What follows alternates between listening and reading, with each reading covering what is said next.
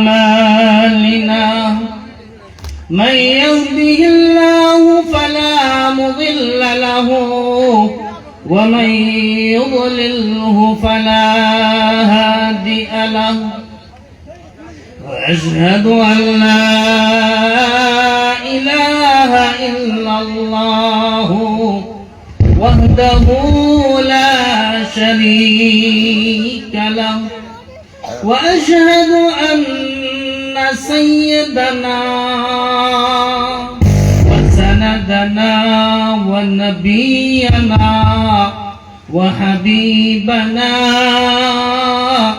ومرشدنا ومولانا محمدا عبده ورسوله صلى الله تعالى عليه وعلى آله وأزواجه وذرياته وأهل بيته وبارك وسلم تسليما كثيرا كثيرا.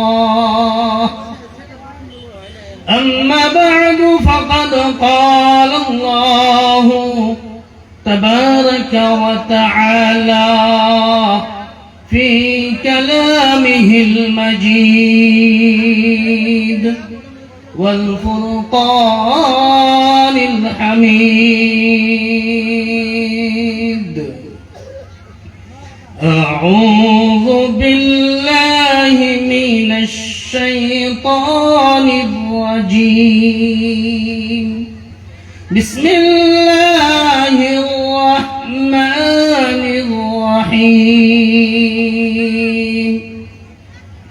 وقضى ربك ألا تعبدوا إلا إياه وبالوالدين إحسانا إما يبلغن عندك الكبر أحدهما أو كلاهما فلا تقل لهما أف ولا تنهرهما وقل لهما قولا كريما واخفض لهما جناح الذل من الرحمة وقل رب ارحمهما كما ربياني صغيرا. وقال النبي صلى الله عليه وسلم يوشك أن يأتي على الناس زمان لا يبقى من الإسلام إلا اسمه ولا يبقى من القرآن إلا رسمه مساجدهم عامرة وهي خراب من الهدى أو كما قال عليه الصلاة والسلام. সম্মানীয় আজকের এই পবিত্র ধর্মীয় সভার সভাপতি সাহেব, মঞ্চে উপবিষ্ট উলামায়ে কিরাম, মুরব্বিয়ানে ইজাম, সম্মুখে বসা ছোট এবং বড় ভাই বন্ধুগণ ও বাবার বয়সের বয়োজ্যেষ্ঠ ব্যক্তিগণ ও পর্দার নিশিনীর মা এবং ভগ্নীগণ, সর্বপ্রথম আমি আপনাদেরকে আমার অন্তরের অন্তরস্থল থেকে সালাম জানাই। আসসালামু আলাইকুম ওয়া রাহমাতুল্লাহ। আপনারা সবাই ভালো আছেন তো ইনশাআল্লাহ? কি বাবাজিরা ভালো আছি? অল্প সময় আলোচনা করব, কিন্তু কথাটা হলো কি, আলোচনার শর্ত আমি আপনাদেরকে কিছু জিজ্ঞাসা করমু, সওয়াল জবাব করমু, আমার সাথে কথা বলতে হবে। পারমু ইনশাআল্লাহ? কি বাবাজিরা পারমু? তো সারা দিলে ইনশাআল্লাহ আলোচনা করা যাবে। সারা দিমু তো ইনশাআল্লাহ? তাহলে যদি সারা দেই আমরা সবাই একটু আগিয়ে আগিয়ে আসি, সবাই আগিয়ে আসি। আল্লাহ আমাদেরকে বসা এবং আশাটাকে কবুল করুক। সবাই বলি আল্লাহুম্মা আমিন। সবাই আগিয়ে আসি, সবাই আগিয়ে আসি। আসেন সবাই আগিয়ে আসেন, আসেন সবাই আগিয়ে আসেন।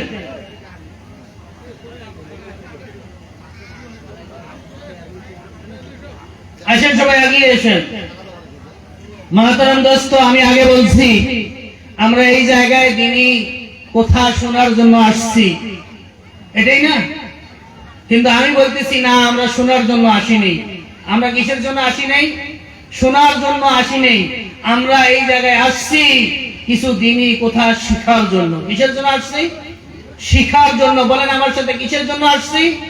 শিখার জন্য। শিখবো তো ইনশাআল্লাহ, শিখবো ইনশাআল্লাহ।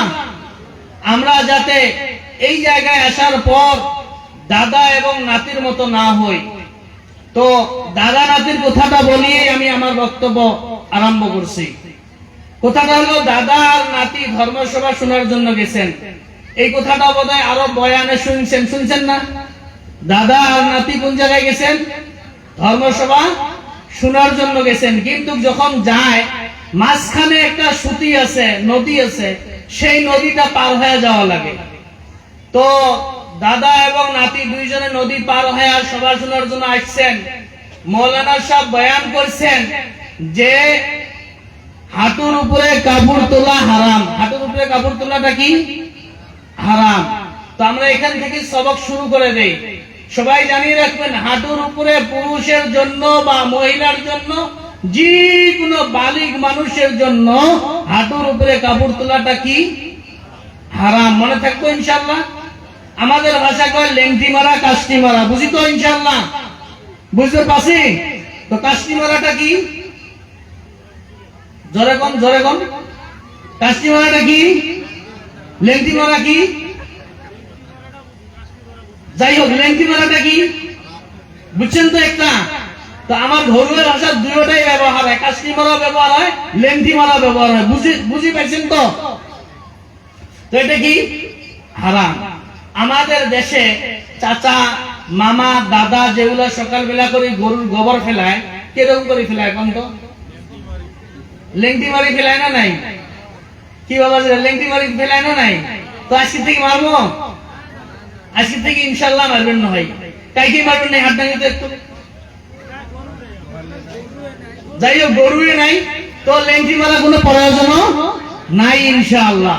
কিন্তু খালি গরু থাকলে নয়, যে কোনো কামতে আমরা যদি হাল বয়, মাছ মারবে, যে আরো কি বাড়ির কাম করি, আগে কাজ কাজ মারিনি। তো এটা ইসলামের দৃষ্টিতে হারাম। এটা কি? হারাম। লেংটি মারা যাবে না। হয় এই কয়েকজন মানুষ বাবাজি আপনাদের পা ধরে করবেন না। কোনো যদি অসুবিধা হয়েছে বাড়িতে যাওয়ার পাই, আর যদি অসুবিধা না হয় প্যান্ডেলের তলব আসি, খারাপ হয়ে মজমা নষ্ট করবেন না ইনশাআল্লাহ। ভিতরে আসেন, ভিতরে আসেন। তো মহতরম দোস্ত, এবার দুইজনে যাওয়ার নেক্সে সভা শুনি। দাদা আগে আগে যায়, নাতি পরে পরে যায়।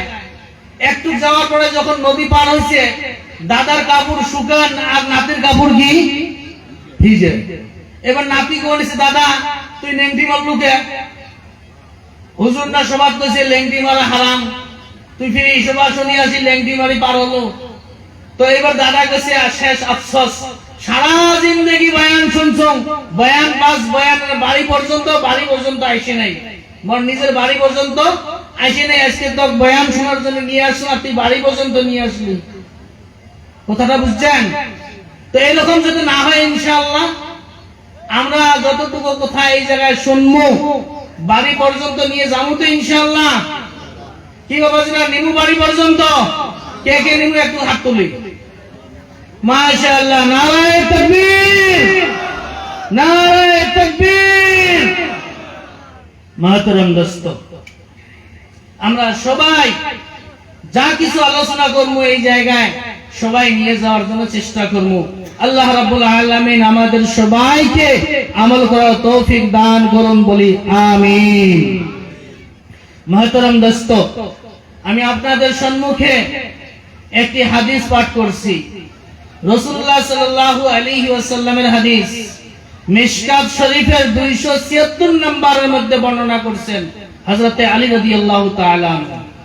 عن علي رضي الله تعالى عنه قال يوشك أن يأتي على الناس زمان لا يبقى من الإسلام إلا اسمه। আমাদের নবী হযরত মুহাম্মদ সাল্লাল্লাহু আলাইহি ওয়াসাল্লাম বলেন, ও সাহাবারা তোমরা শোনো, ও সাহাবারা তোমরা জানিয়ে রাখো, এরকম একটা জামানা আসবে, দুনিয়ার মধ্যে এরকম একটা জামানা আসবে, সেই জামানার মধ্যে মুসলমান বাকি থাকবে না, মুসলমানের অস্তিত্ব থাকবে না, মুসলমানের হাকিকত থাকবে না, মুসলমানই থাকবে না। লা ইয়াবকা মিনাল ইসলাম, ইসলাম ধর্মটা দুনিয়ার মধ্যে থাকবে না, ইল্লা ইসমুহু, শুধুমাত্র তাদের নামগুলা বাকি থাকবে। একজন ছেলে তার নাম থাকবে আব্দুল্লাহ, একজন ছেলে তার নাম থাকবে আব্দুল খালিক, আব্দুর রাজ্জাক, কিন্তু তার ভিতরে মুসলমানের কিছুই থাকবে না। যেরকম করে অন্য অন্য ধর্মের মানুষেরা নামাজ পড়ে না, ওই ছেলেগুলাও সেদিন নামাজ পড়বে না। অন্য অন্য জাতির মানুষগুলা যেভাবে রোজা রাখে না, ওই মুসলমানের ছেলেগুলাও রোজা রাখবে না।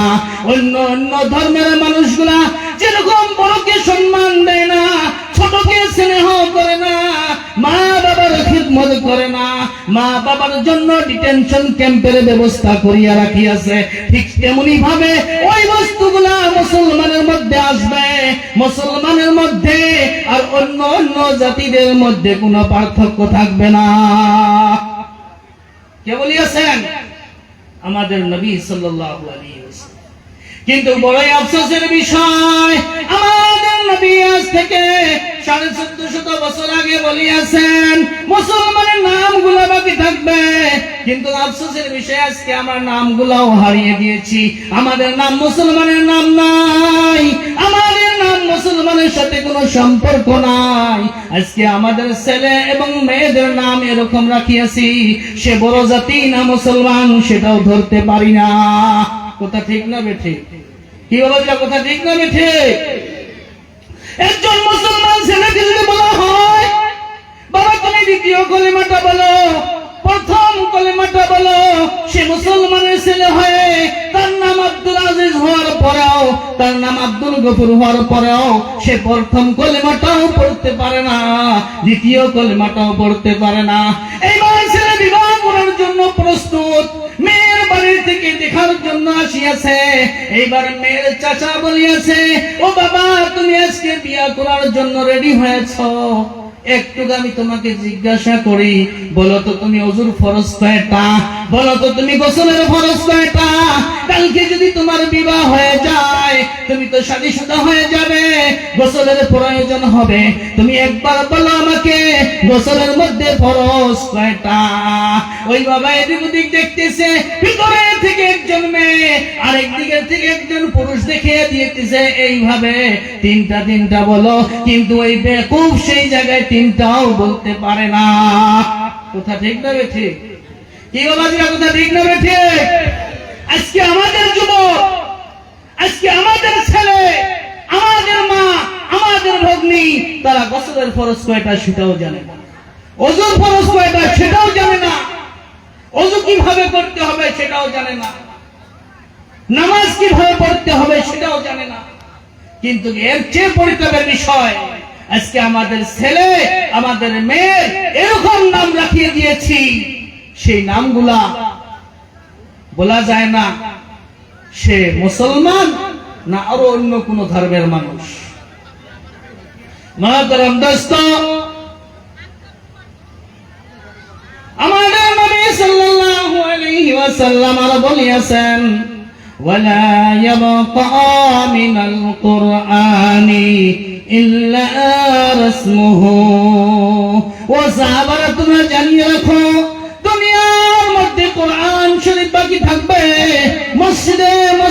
কোরআন শরীফ থাকবে, বাড়ি বাড়ি কোরআন শরীফ থাকবে, প্রত্যেকটা বাড়িতে কোরআন শরীফ রাখবে, কিন্তু সেগুলা কোরআন বরকতের জন্য রাখা হবে, তেলাওয়াত করার জন্য রাখা হবে না।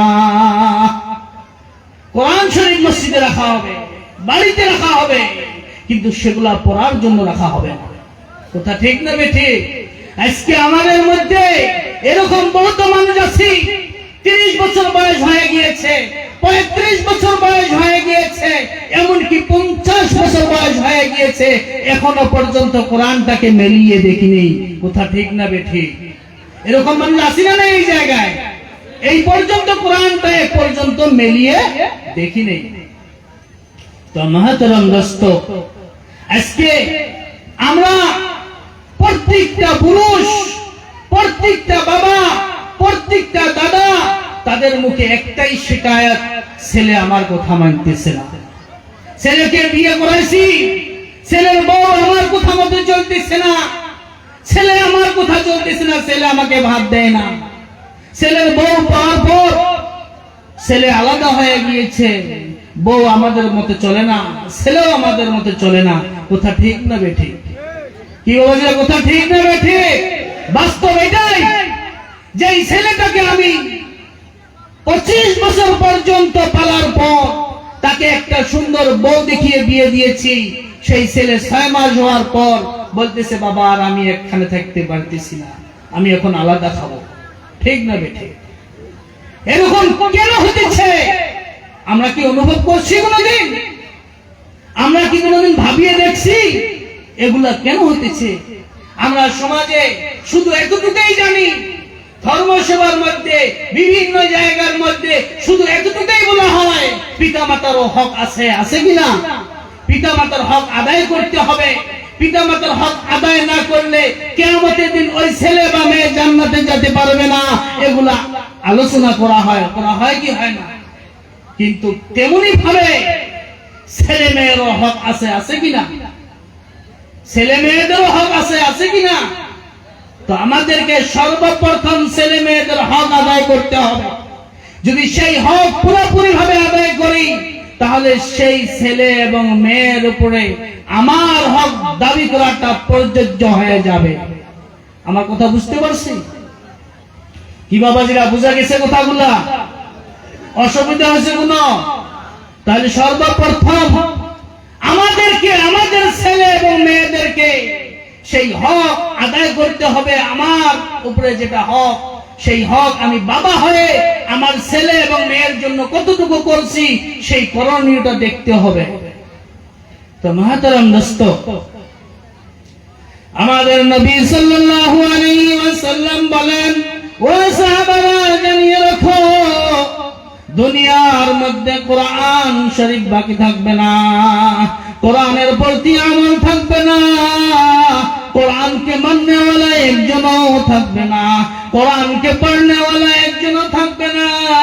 দুনিয়ার মধ্যে কোরআনের কানুন চলবে না, কোরআনের কোন নিয়ম চলবে না, কোরআনের কোন আইন থাকবে না, শুধুমাত্র ইল্লা রাসমুহু, কোরআনের অক্ষরগুলি বাকি থাকবে, কোরআনের হরফগুলি বাকি থাকবে, সেটাও শুধু বরকতের জন্য বাড়িতে রাখা হবে। আজকে আমরা আমাদের ছেলে এবং মেয়েদেরকে উচ্চ শিক্ষায় শিক্ষিত করার জন্য হাজার হাজার টাকা খরচ করতেছি, কোটি কোটি টাকা খরচ করিয়ে ডাক্তার বানাইতেছি, ইঞ্জিনিয়ার বানাইতেছি, প্রফেসর বানাইতেছি, ওবাসিয়ার বানাইতেছি। আমরা বানাইতেই থাকি। ইসলামে কোনোদিনও এগুলার বিরোধিতা করে না, ইসলামে কোনোদিনও এগুলার বিরোধিতা করে না। কিন্তু ইসলামে বলতেছে, ও আমার উম্মতেরা, তোমরা তোমার ছেলে এবং মেয়েদেরকে ইসলামের শিক্ষার দ্বারা সুশিক্ষিত করো।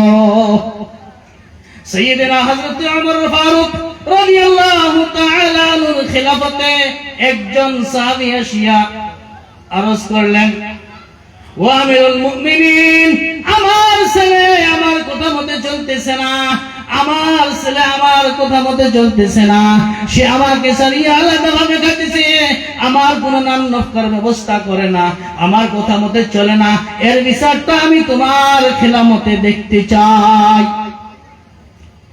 তো হযরত ওমর ফারুক রাদিয়াল্লাহু তাআলা আনহুর খেলাফতে বিচার দায়ের করলেন একজন বাবা হয়ে, কার? ছেলে।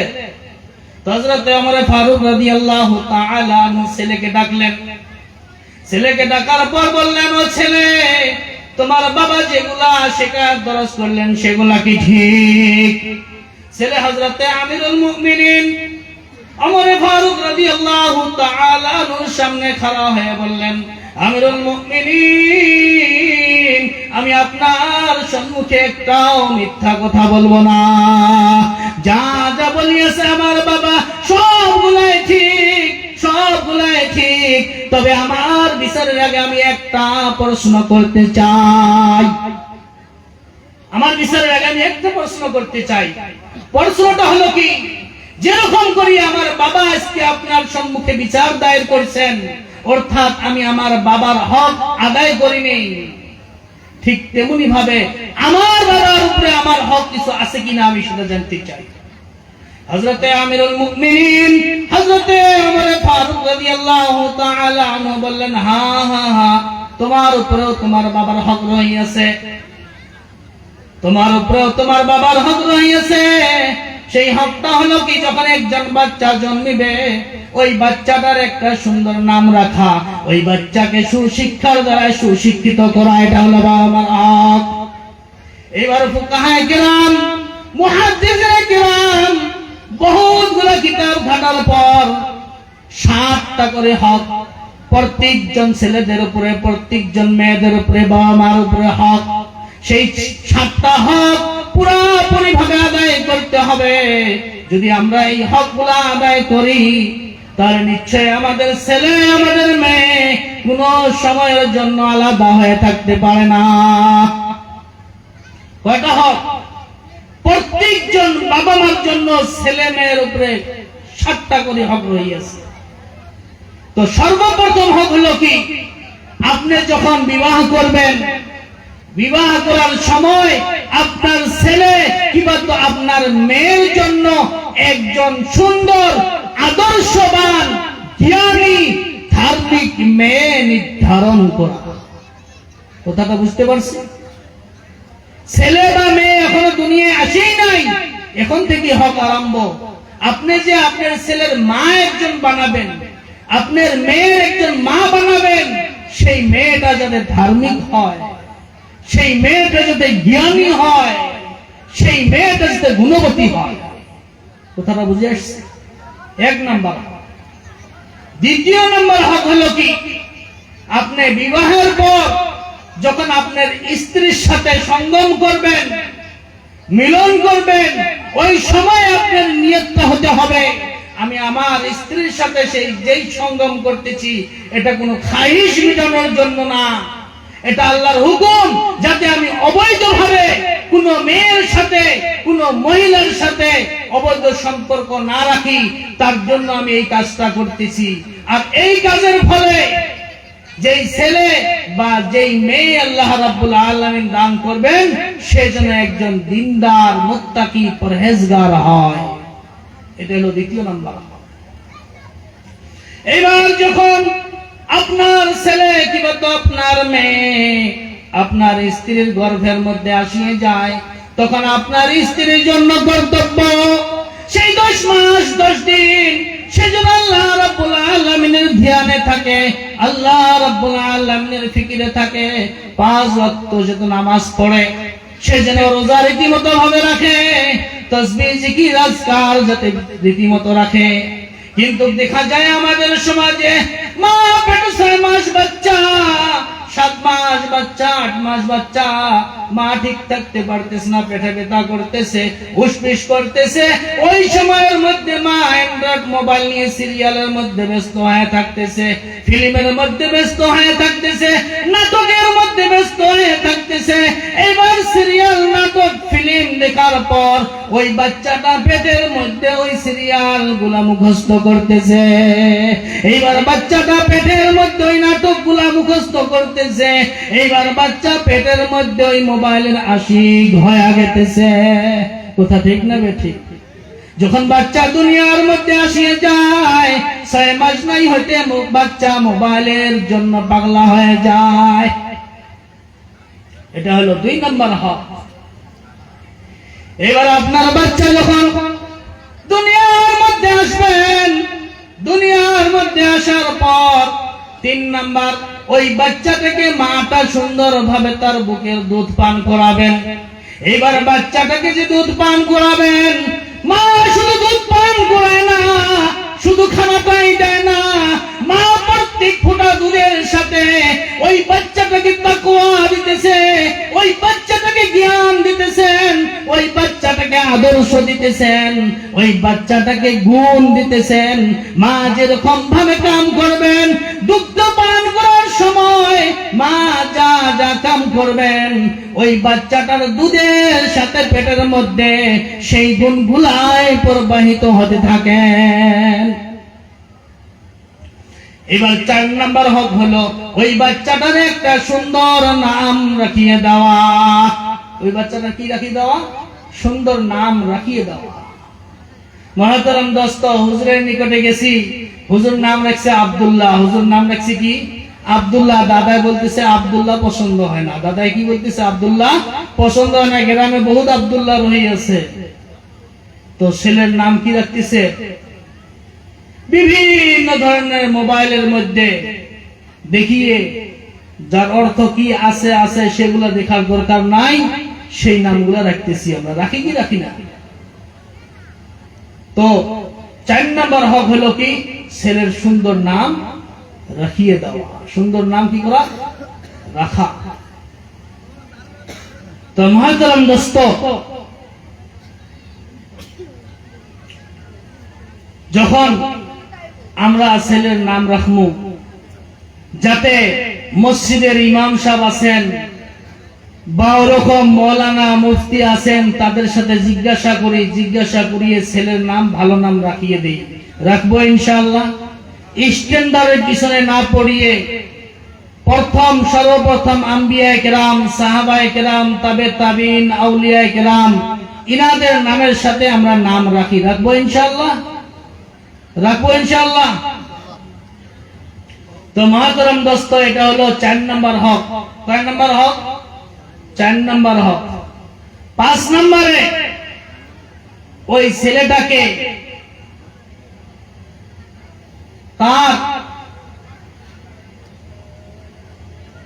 বাবা মা হয় সুন্দরভাবে আকিকা করা। কি করা? আকিকা করা। 6 নম্বরে হলো ওই ছেলেটাকে ইসলামের শিক্ষায় শিক্ষিত করা। ইসলামের শিক্ষায় শিক্ষিত করা। তো মহতরম দোস্ত, আমরা বলতেছি, যখন একটা ছেলেকে আমরা ইসলামের শিক্ষায় শিক্ষিত করব, মক্তবের শিক্ষায় শিক্ষিত করব, কোরআনের শিক্ষায় শিক্ষিত করব, তখন ওই ছেলেটা বুঝবে কোরআনের মধ্যে আল্লাহ রাব্বুল আলামিন মা বাবার বিষয়ে কি লিখিয়েছেন। ওই ছেলেটা যখন হাদিসের মধ্যে পড়বেন, ওই ছেলেটা যখন বুঝবে হাদিসের মধ্যে মহান নবী সাল্লাল্লাহু আলাইহি ওয়াসাল্লাম মা বাবার বিষয়ে কি লিখিয়েছেন, এগুলা পড়ার পর কোন একজন ছেলে মা বাবার অবাধ্য হতে পারে না। মহান আল্লাহ রাব্বুল আলামিন কোরআন শরীফের মধ্যে যত জায়গায় নিজের ইবাদতের কথা বর্ণনা করিয়াছেন, প্রত্যেকটা জায়গার সাথে মা বাবার খিদমত করার কথা বলিয়াছেন। মহান আল্লাহ রাব্বুল আলামিন সূরা বনী ইসরাঈলের 13 এবং 24 নম্বর আয়াতের মধ্যে ঘোষণা করলেন, ওয়াকাদা রাব্বুকা আল্লা তা'বুদু ইল্লা ইয়্যা। আমি আল্লাহ রাব্বুল আলামিন ফয়সালা করে দিলাম, তোমরা আমার ব্যতীত অন্য কাউর ইবাদত করিও না। ইবাদত শুধু আমার করো, ইবাদত শুধু আমারই হতে হবে। ওয়াবিল ওয়ালিদাইনি ইহসানা, এবং তোমরা তোমার মা বাবার সাথে ভালো ব্যবহার করো। তোমরা তোমার মা বাবার সাথে ভালো ব্যবহার করো। তোমার মা বাবাকে কোনো ধরনের কষ্ট দিও না। মা জননী মা আমাকে জন্ম দিয়েছেন, আপনাকে জন্ম দিয়েছেন, 3টা করে মারহালা পার করিয়েছেন, 10 মাস 10 দিন পেটে রাখিয়েছেন, আবার জন্ম দিয়েছেন, সেটাও একটা কষ্ট। জন্ম দেওয়ার পর 2 বছর যাবত আপনাকে দুধ পান করাইছেন, কিন্তু আপনার মা, আমার মা আপনাকে জন্ম দিয়ে আমাকে জন্ম দিয়ে সমস্ত দুঃখগুলা ভুলিয়ে গিয়েছেন, কিন্তু মহান আল্লাহ রাব্বুল আলামিন ভুলেন নাই। কোরআন শরীফের মধ্যে জায়গায় জায়গায় বর্ণনা করলেন, আপনার মা আমার মা আমাকে জন্ম দেওয়ার সময়, আমাকে পেটে রাখার সময় যা যা কষ্ট করিয়াছেন সেই কষ্টগুলোর কথা আল্লাহ রাব্বুল আলামিন কোরআনের মধ্যে ঘোষণা করে দিলেন।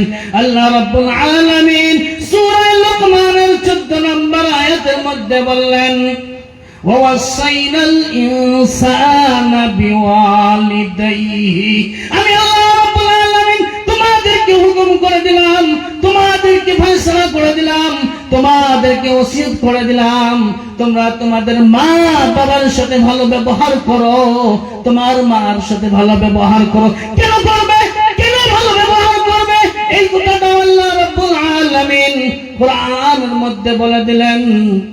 حملته أمه وهنا على وهن, তুমি তোমার মায়ের সাথে ভালো ব্যবহার এই জন্য করবে, তোমার মা কষ্ট করিয়ে, কষ্টের উপরে কষ্ট করিয়ে 10 মাস তোমাকে পেটে রাখিয়েছেন, 10 মাস পেটে রাখিয়েছেন, এটা একটা কষ্ট।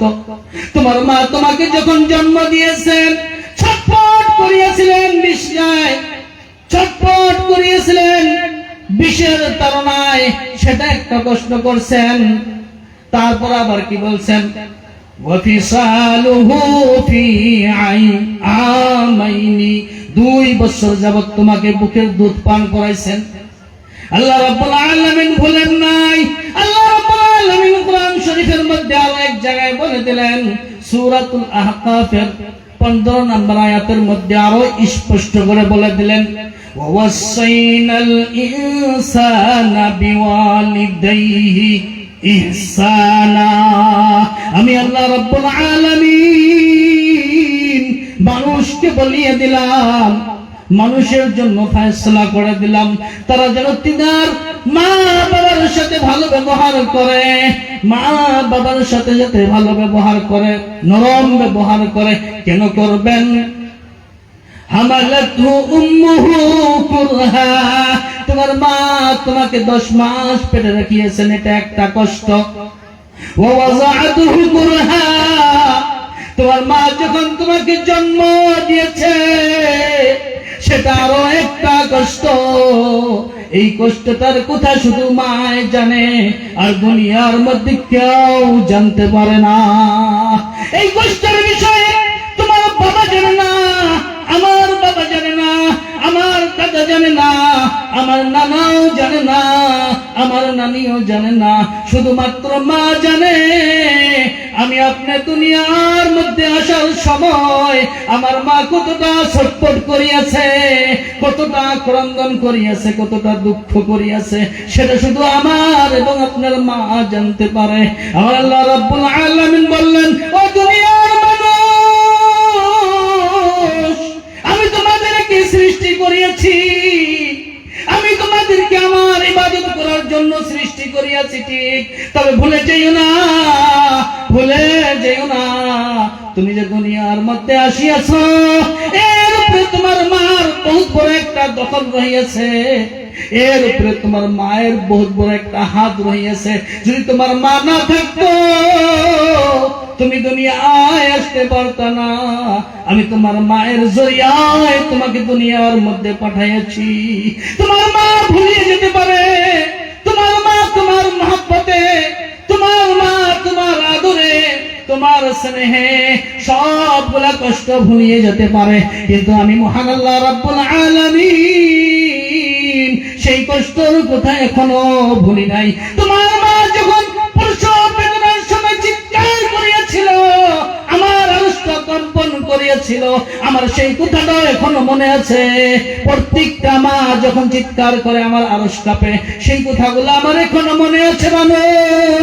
তার জন্য আমি কোরআন শরীফের মধ্যে প্রত্যেকটা জায়গায়, যেই জায়গায় আমি আমার ইবাদতের কথা বললাম, প্রত্যেকটা জায়গায় মা এবং বাবার কথাগুলিও বলে দিলাম। সবাই বলে সুবহানাল্লাহ। মহতরম দোস্ত, যখন আমাদের ছেলে, আমাদের মেয়ে এই কথাগুলা জানে, জানবে, এই কথাগুলা পড়বে, এই কথাগুলা জানা এবং পড়ার পর নিশ্চয় ওই ছেলে এবং ওই মেয়ে মাকে মহব্বত করবে। কথা ঠিক না বেঠিক? কথা ঠিক না বেঠিক? কি বাবা, কথা ঠিক না বেঠিক? আর এগুলো যদি না পড়াই আমাদের ছেলে মেয়েকে, মা বাবা কি বস্তু এগুলো যদি না জানাই, জানবে? আমাদের নবী সাল্লাল্লাহু আলাইহি ওয়াসাল্লামের নিকটে একজন মানুষ আসলেন। বুখারী শরীফের হাদিসের মধ্যে 5971 নম্বর, মুসলিম শরীফের হাদিসের মধ্যে 6501 নম্বর হাদিসের মধ্যে হযরত আবু হুরায়রা রাদিয়াল্লাহু তাআলা আনহু রিওয়ায়াত করেন, عن أبي هريرة رضي الله تعالى عنه قال جاء رجل إلى رسول الله صلى الله عليه وسلم فقال يا رسول الله ما أحق حسن صحابتي ما أحق الناس بحسن صحابتي ورسول الله صلى الله عليه وسلم আপনি আমাকে বলিয়ে দিন দুনিয়ার মধ্যে কোন মানুষটার হক সবচেয়ে বেশি, আমি কার সাথে ভালো ব্যবহার করব সবচেয়ে বেশি, আপনি দয়া করে আমাকে বলিয়ে দিন। আমাদের নবী সাল্লাল্লাহু আলাইহি ওয়াসাল্লাম বললেন উম্মুকা। ও সাহাবী শুনো, দুনিয়ার মধ্যে সবচেয়ে ভালো ব্যবহার করনেওয়ালা, সবচেয়ে ভালো ব্যবহারের মুস্তাহিক, সবচেয়ে ভালো ব্যবহার পাওয়ার অধিকার তোমার মা। সে সাহাবা আবার জিজ্ঞাসা করলেন قال ثم من يا رسول الله, মায়ের পরে আমি কার সাথে ভালো ব্যবহার করব? রাসূলুল্লাহ সাল্লাল্লাহু আলাইহি ওয়াসাল্লাম এইবার বললেন সুম্মা উম্মুক, ফির তোমার মায়ের সাথে তুমি ভালো ব্যবহার করো। সাহাবী আবার জিজ্ঞাসা করলেন قال ثم من يا رسول الله, ফির আমি কার সাথে ভালো ব্যবহার করব? রাসূলুল্লাহ সাল্লাল্লাহু আলাইহি ওয়াসাল্লাম ফির বললেন সুম্মা উম্মুক, ফির তুমি তোমার মায়ের সাথেই ভালো ব্যবহার করো। চতুর্থবার যখন জিজ্ঞাসা করলেন ইয়া রাসূলুল্লাহ সুম্মা মান, ফির আমি কার সাথে ভালো ব্যবহার করব? এইবার রাসূলুল্লাহ সাল্লাল্লাহু আলাইহি ওয়াসাল্লাম বললেন সুম্মা আবুকা, ফির তুমি তোমার বাবার সাথে ভালো ব্যবহার করো। রাসূলুল্লাহ সাল্লাল্লাহু আলাইহি ওয়াসাল্লাম মাকে তিনটা স্তর দিয়েছেন আর বাবাকে একটা স্তর দিয়েছেন। কেননা মা আমাকে দুনিয়ার মধ্যে যখন আসিয়াছি তিনটা কষ্টে কষ্টিত হয়েছে, তিনটা মারহালা কষ্ট সহ্য করিয়াছে, তার জন্য রাসূলুল্লাহ সাল্লাল্লাহু আলাইহি ওয়াসাল্লাম মাকে তিনটা মর্তবা দান করিয়েছেন। সুবহানাল্লাহ। এবার আমি কোরআন শরীফের মধ্যে সূরা লোকমানের 14 নম্বর আয়াতে, সূরাতুল আহকাফের 15 নম্বর আয়াতের মধ্যে বললাম ওয়া হামলুহু ওয়া ফিসালুহু 30 শাহরা, তোমাকে পেটে ধারণ করিয়েছেন এবং তোমাকে বুকের দুগ্ধ পান করাইয়াছেন, এর মুদ্দতটা হলো 30 মাস। কত মাস? 30 মাস। এই জায়গায় আমরা একটা মশলা জানিয়ে নিই, খুব ধ্যান দিয়ে শুনবেন। এই জায়গায় আমরা একটা কি জানিয়ে নেই? মাসআলা জানিয়ে নেই। একটা মেয়ের পেটে বাচ্চা কমসে কম 6 মাস থাকতে পারে। কত মাস? 6 মাস। একটা মেয়ে হামল হওয়ার পর যদি 6 মাস পরে বাচ্চাটা জন্মে, তাহলে সেই বাচ্চাটা ওই মায়ের হতে পারে। কথাটা বুঝছেন? কিন্তু 6 মাসের যদি কম হয়, সেই বাচ্চাটা যার সাথে বিবাহ হয়েছিলেন সেই বাপের না। বুঝতে পারছি? বিয়ে হয়েছে, বিয়ে হওয়ার 6 মাস পরে বাচ্চা জন্মেছে। কত মাস পরে? 6 মাস পরে। তাহলে সেই বাচ্চাটা ওই শাদীশুদা পুরুষটার বাচ্চা বলে গণ্য করা হবে। আর 6 মাসের আগে যদি জন্মে, তাহলে বোঝা যাবে এটা আগেরই আপলোড ছিল। বুঝছেন ভাষাটা? এখন 30 মাসের থেকে যদি 6 মাস যায়, আর কয় মাস থাকে? আমার সাথে উত্তর দেন না, কয় মাস থাকে? 24 মাস। তো 24 মাসে কত বছর হয়? ভাষা বুঝবেন দেখছেন না বাবারে? বুঝবেন দেখছেন না? 24 মাসে কয় বছর হয়? 24 মাসে 2 বছর হয়, হয় না? তো একজন মা তার ছেলে বা মেয়েকে বুকের আহার কতদিন পান করাবেন? 2 বছর। মনে থাকবে ইনশাআল্লাহ? কয় বছর? 2 বছর। কিন্তু দেখা যাবা নাকছে আমাদের সমাজগুলা খাস করে গাঁও অঞ্চল বেটা একটা কলক আর একটা পিটির দুইজনে মাশাআল্লাহ একসাথে খাবে নাকছে, হয় না? নাই এরকম দুইজনে একসাথে খাবে নাকছে। বেটার 3 বছর 4 বছর হয়ে গেছে এলা বুকের দুধ খাবার নাকছে, হয় না? নাই এরকম। তো সাবধান মা এবং বোনেরা, তোমার বুকের আহার তোমার ছেলের জন্য জায়েজ, কিন্তু এই জায়েজটা কতদিন? 2 বছর। এই জায়েজটা কতদিন? 2 বছর। তো 2 বছরের পর জরুরি মায়ের জন্য সেই ছেলেটাকে কিংবা তো সেই মেয়েটাকে বুকের দুধ ছাড়িয়ে দেওয়া, বুকের দুধ ছাড়িয়ে দেওয়া। এই জায়গায় একটা ইখতিলাফি মাসলা রয়েছে। ইমাম আবু হানিফা রাহিমাহুল্লাহ বলতেছেন 2.5 বছর পর্যন্ত বুকের দুধ পান করাতে পারবেন। তো বলা হচ্ছে এটা ওই সমস্ত বাচ্চাদের জন্য যেই বাচ্চাগুলো জন্মগতভাবে কমজোরি থাকে। কি থাকে? জন্মগতভাবে কমজোরি থাকে, তাদের জন্য 2.5 বছর পর্যন্ত মাফ রয়েছে। কিন্তু হিসাব কয়টা? 2 বছর। এখন এখানে আরেকটা মাসালা, আমাদের সমাজে দেখা যায় বাড়িতে 2 জন বা 3 জন বউ থাকে কি থাকে না? 2 জন বউ আছে, 2 ভাই 2 বউ, কিবা তো 3 ভাই 3 বউ, 3 ভাই 3 বউয়ের 3টে সওয়া আছে, 2 মাস 3 মাস 4 মাস কম বেশি এরকম থাকে না? নাই। বড় বউটা কিবা কারণে গোসল করার জন্য গেছে বা অন্য কোনো কামের জন্য গেছেন, বাচ্চাটা বাড়ি থেকে গেছে, আর এই বাচ্চাটার বয়স 2.5 বছরের তলব। কত বছরের তলব? 2.5 বছরের তলব। আর ভকে খুব কান্নাকাটি করতেছেন, খিদার তরে ভকের তরে খুব কান্নাকাটি করবেন দেখছেন।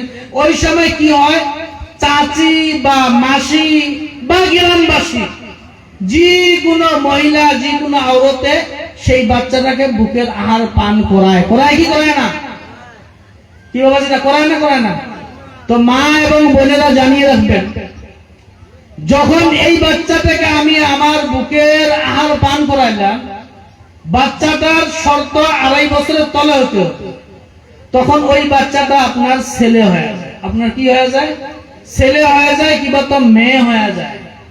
যেরকম শরীয়তের মধ্যে মামাজাত ভাই বোন কিংবা তো চাচাজাত ভাই বোনের মধ্যে বৈবাহিক সম্পর্ক হালাল করে দিয়েছেন। হালাল না হারাম?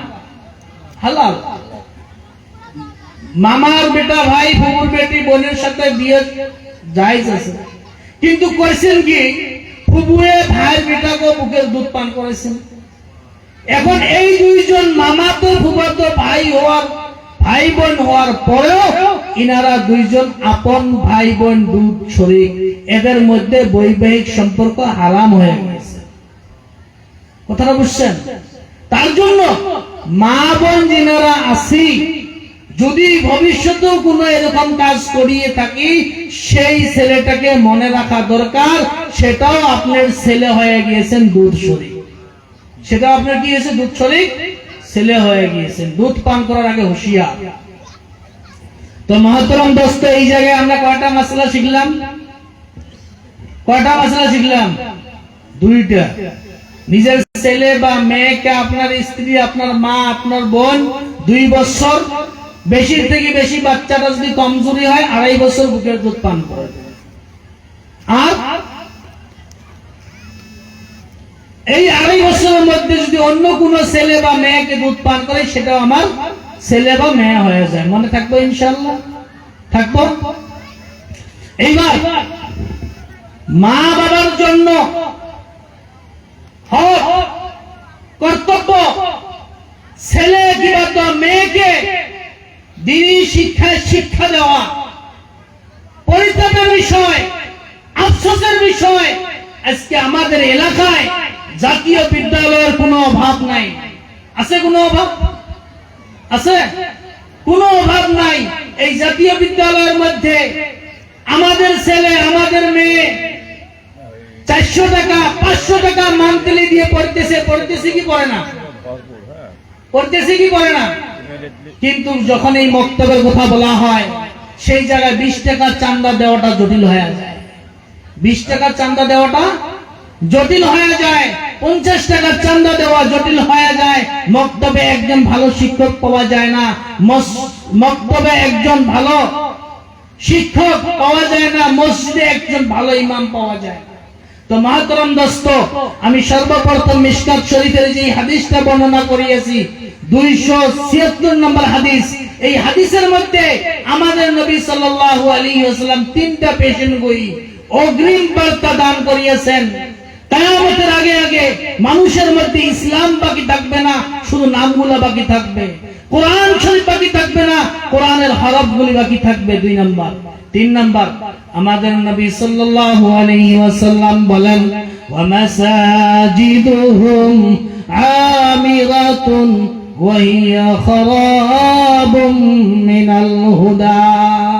কিয়ামতের আগে মসজিদগুলো বিল্ডিং হবে, মসজিদগুলো বালাখানা হবে, এক এক মহল্লায় অট্টালিকা হবে, বড় বড় মসজিদ হবে, বিল্ডিং হবে, কিন্তু সেই মসজিদগুলো হিদায়াতের থেকে খালি হয়ে যাবে।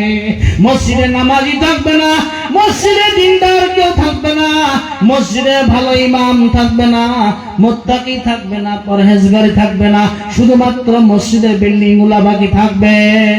কথা ঠিক না বেঠিক? কি বাবা, কথা ঠিক না বেঠিক? সাপট গ্রামত বহুত বড় মসজিদ তুলছে, আমরা জয়পুরবাসীরা পাবেন নয় 5000 করে চাঁদা দেওয়া মসজিদ বড় করে বানানো। এইবার জয়পুরে যখন মসজিদ হয়েছে, জয়পুরে এলাকার আরো অন্য গাঁও আছে, আছে না নাই? ওই গাঁওয়ালা কো বানাইছে জয়পুর, দেখো কেরম মসজিদ বানাইছে, তোমরা কি করেন বাড়িতে বসে থাকি? 10,000 করে চাঁদা লাগাও, মসজিদ বানাও, মসজিদ বানাও। এইবার যখন জিজ্ঞাসা করা হবে, হুজুর মসজিদের ইমাম সাহেবের বেতন কত?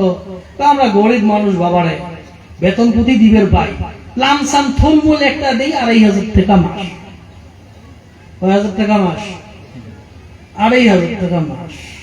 কোন তো এবার ওই 2,500 টাকা মাসের ইমাম দিয়ে আপনার ছেলে আপনার মেয়ে ওই অবস্থায় বানায় দিবেন, যেই ছেলেটা যেই মেয়েটা আপনার খেদমত করবেন, আপনাকে জানবেন, আপনাকে বুঝবেন যে ইনি আমার বাবা, ইনি আমার মা, ইনার বিষয়ে আল্লাহ রাব্বুল আলামিন কোরআন শরীফের মধ্যে এই কথাগুলো বলছেন, ইনার বিষয়ে নবী সাল্লাল্লাহু আলাইহি ওয়াসাল্লাম হাদিস শরীফের মধ্যে এই কথাগুলো বলছেন। গতিকে মা বাবার সামনে কোনো সময়ের জন্য বেয়াদবি করা যাবে না। সেই 2,500 টাকার ইমাম দিয়ে আপনার ছেলে আপনার মেয়েকে সেই জ্ঞানগুলো দিবেন। কি বাবা, সেটা দিবেন? একটু আমার কথার সাথে সহমত দেন, দিবেন? সেই ইমাম আপনাদের নিকটে নামাজ পড়াবেন কিভাবে জানেন? তার নিজের ওযু আছে কিনা সেটাও জানে না। সে যে ইমামতি করতেছেন, ওযু আছে না নাই সেটাও জানে না। আবার যখন বলবো নামাজের ওয়াজিব কয়টা, হুজুর অতগুলো পেশাবেশি বাদ দাও, তো আমরা ঘরুয়া মানুষ, সিধে সিধে নামাজ পড়াই বাস, কত কিসের ভেজা। এমনকি আমরা দুনিয়ার মধ্যে বসবাস করতেছি, কোরআন শরীফটাকে ভাগ করে দিয়েছি। কোরআন শরীফ ভাটিয়ে কোরআন শরীফ আছে, উজনি কোরআন শরীফ আছে, ফিরি ইসলামিস কোরআন শরীফও আছে। বোধহয় আজকে নতুন শুনে দেখছেন। কি ব্যাপারে নতুন শুনে দেখছেন নাকি? 3 জন মানুষ খাড়া করাবেন, একজন ভাটিয়ে মানুষ, একজন উজনি মানুষ, আর একজন ইসলামিস মানুষ। 3 জনা কোরআন শরীফ পড়বে দিবেন। ইসলামিস মানুষ ইসলামিস ভাষা কোরআন শরীফ পড়বে, আর যাই আমার উজনি মানুষ কি বলে জানেন? আল্লাহু আকবার, আল্লাহু আকবার, মানে ওই উজনি ভাষা কোরআন শরীফ পড়বে নেক্সট। আর যাই ভাটিয়ে মানুষ পড়বে দিবেন লা ইলাহা ইল্লাল্লাহ, ওই ভাটিয়ে ভাষা কোরআন শরীফ পড়বে। এই হলো আমাদের দ্বীন, এই হলো আমাদের ধর্ম। মহতরম দোস্ত, আজকে আমরা মসজিদ বানার জন্য প্রতিযোগিতা করতেছি। মসজিদ বিল্ডিং বানার দরকার, মসজিদকে সাজায় রাখা দরকার, মসজিদকে ভালোবাসা দরকার, মসজিদকে মহব্বত করা দরকার, কিন্তু সেই মসজিদে যায় নামাজ পড়াটাও দরকার, নামাজ পড়াটাও দরকার।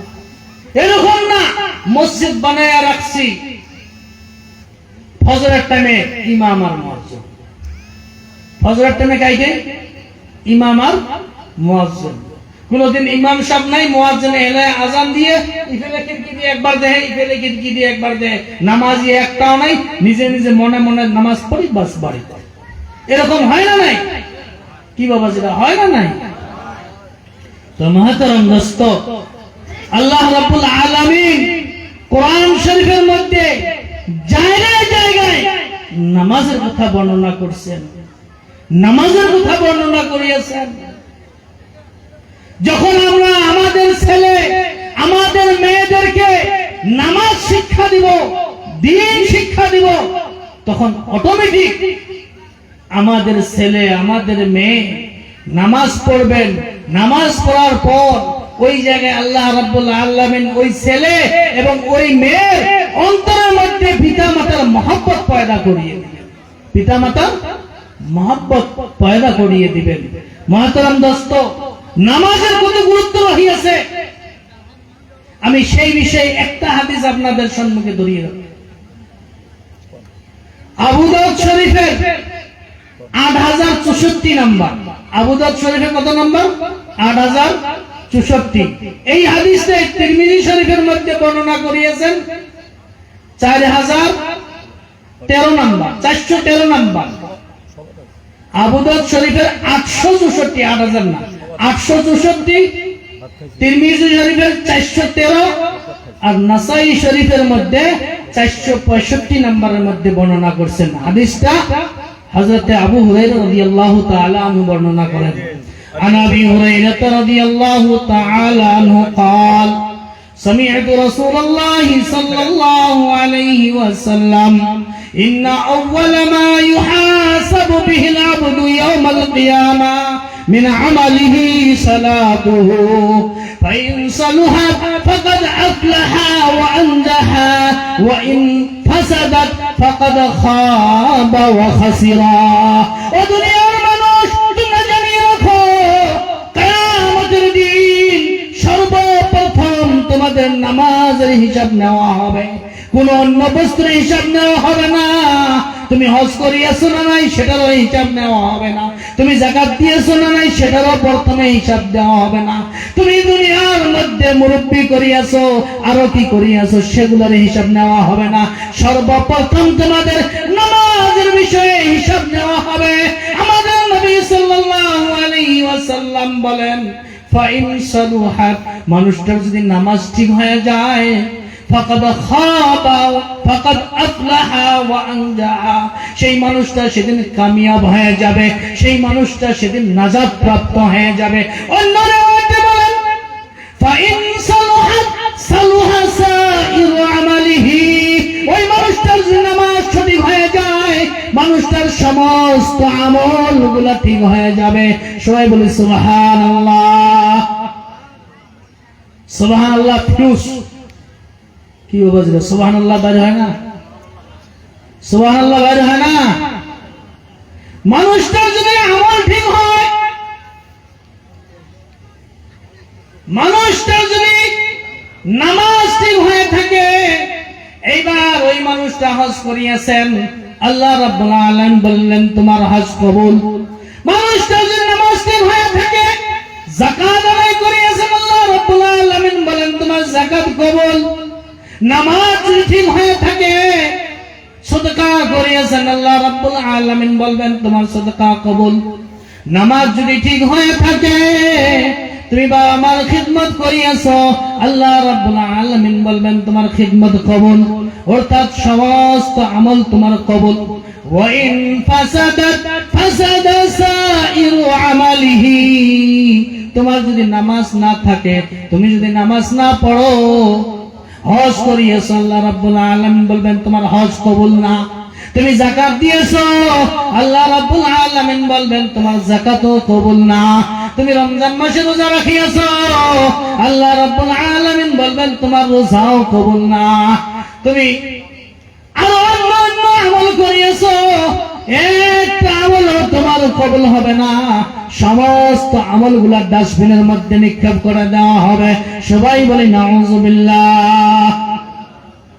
মহতরম দোস্ত, লাস্টে আমি একটা হাদিস পড়িয়ে আমার বক্তব্য শেষ করতেছি। ও দুনিয়ার মানুষ, আমাকে দুনিয়া থেকে ছাড়িয়ে যেতে হবে। এই দুনিয়ার মধ্যে সারা জিন্দগি থাকবো না। হযরতে আদম নবীনা আলাইহিস সালাতু ওয়াস সালাম থেকে নিয়ে আজ পর্যন্ত যত মানুষ দুনিয়ার মধ্যে আসিয়াছিলেন, একজন মানুষ এই কথা বলতে পারে নাই আমি সারা জিন্দগি দুনিয়ার মধ্যে থাকবো। কেউ থাকে নাই, কেউ থাকে নাই। আপনিও থাকবেন না, আমিও থাকবো না। সবাই চলিয়ে যাব, সবাই চলিয়ে যাব। কিন্তু আমাদের নবী সাল্লাল্লাহু আলাইহি ওয়াসাল্লাম বললেন, মুসলিম শরীফের 4223 নম্বর হাদিসের মধ্যে হযরতে আবু হুরায়রা রাদিয়াল্লাহু তাআলা আনহু বলেন, রাসূলুল্লাহ সাল্লাল্লাহু আলাইহি ওয়াসাল্লাম বলেছেন, ইযা মাতাল ইনসানু ইনকাতাআ আনহু আমালুহু। দুনিয়ার মধ্যে যখন মানুষ দুনিয়া ছেড়ে চলে যায়, ওই মানুষটার সমস্ত আমলগুলা বন্ধ হয়ে যায়, ওর সমস্ত আমল বন্ধ হয়ে যায়। ইল্লা মিন সালাসাতিন, ওই মানুষটার তিনটি আমল বাকি থাকে। কয়টা আমল বাকি থাকে গো?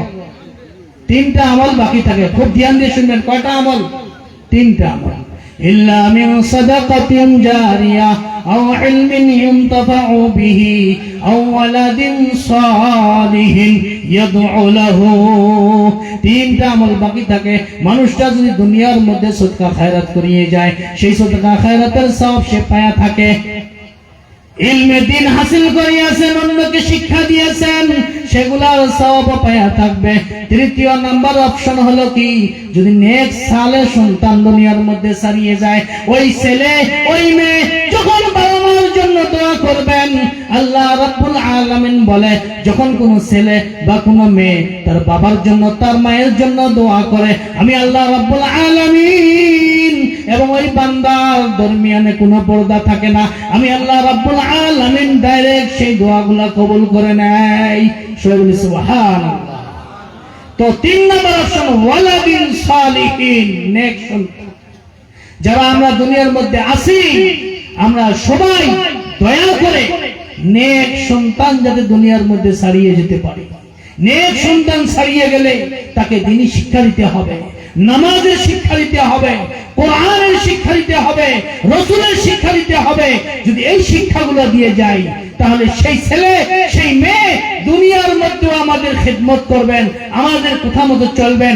এমনকি আমরা দুনিয়ার থেকে চলিয়ে যাব, সেই ছেলে সেই মেয়ে আমাদের জন্য দোয়া করবেন, সেই দোয়া আল্লাহ রাব্বুল আলামিন আমাদের জন্য কবুল করবেন। কথা ঠিক না বেঠিক? আমরা করব ইনশাআল্লাহ। যতটুকু বলছি আমল করার চেষ্টা করব তো ইনশাআল্লাহ। আল্লাহ রাব্বুল আলামিন আমাদের সবাইকে শোনার চেয়ে বেশি করে আমল করার তৌফিক দান করুন। ওয়া আখিরু দাওয়ানা আনিল হামদুলিল্লাহি রাব্বিল আলামিন। আলহামদুলিল্লাহ।